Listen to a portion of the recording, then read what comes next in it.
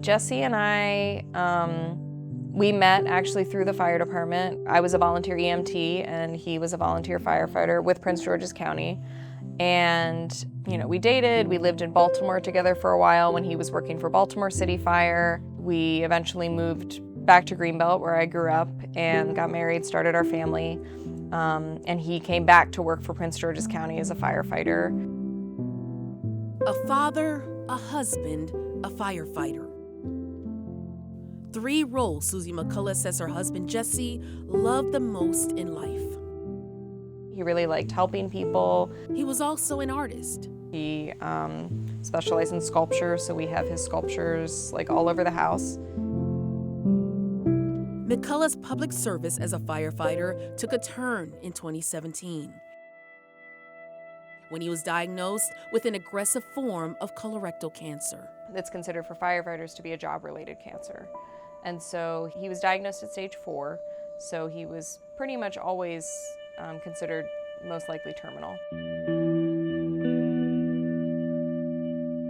And he went through several months of chemo, he had surgery, he did some radiation, and then unfortunately in October of 2018, he passed away from the cancer. A heartbreaking moment for Susie and also for her young daughters. When Jesse died, our oldest was 4 and our youngest was about to turn 1, so they were pretty little. They don't have a lot of memory of their dad, but he really loved them. He really loved having daughters. He really wanted them to grow up to be strong women. Because he died of a job-related cancer, McCullough's death was considered line of duty by the state of Maryland. For 6 years, visits and billing were taken care of as expected. Then in 2024, a strange bill came for a well child visit her daughter had in 2023. And the bill was for over $300, and I was like, well, this is really strange. From when I was looking at the bill, it looks like just a typical well child visit.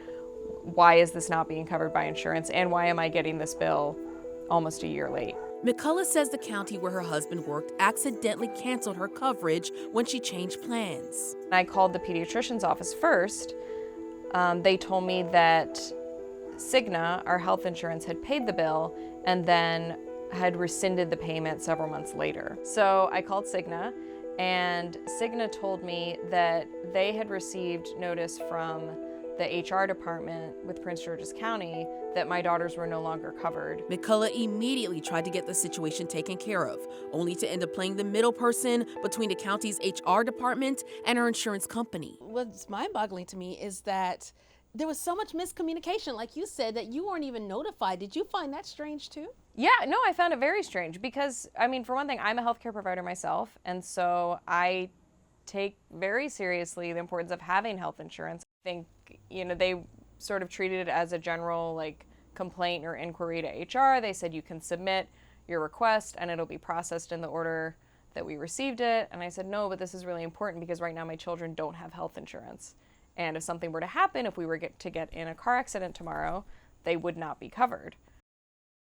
Oh, God, it's heartbreaking. Dr. Elizabeth Rosenthal, senior contributing editor at KFF Health News, a national newsroom that reports on how the healthcare system works. She's the widow of a firefighter. He died of job-related causes. And she was playing referee. That's a situation that so many of our patients are stuck in. Dr. Rosenthal knows this waiting period between accidental drops places families like McCullough's in a tough situation.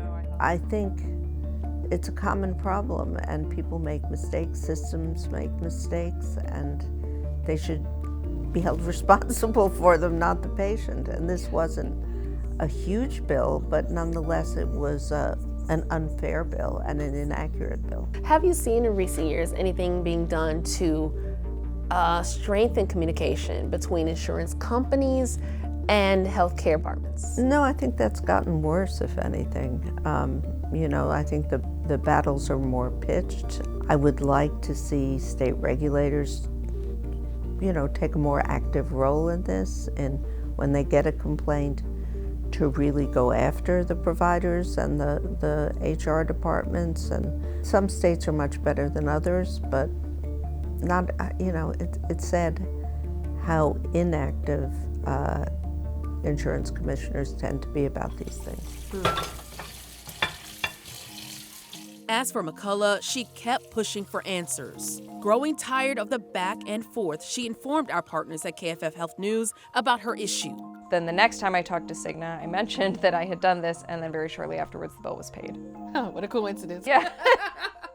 Prince George's County says they are not aware of any lapse in insurance coverage and could not discuss the family's personal benefits, but remains committed to honoring the service and sacrifice of families whose loved ones died in the line of duty. And even though her issue was resolved, McCullough knows how difficult navigating insurance can be. Thankfully, because I'm a healthcare provider, I have pretty good health literacy, and I was able to navigate all this, but it would have been really difficult to navigate if I did not have a healthcare background, or if I had difficulty reading, or if English was not my first language, or any multitude of things that would have made this impossible.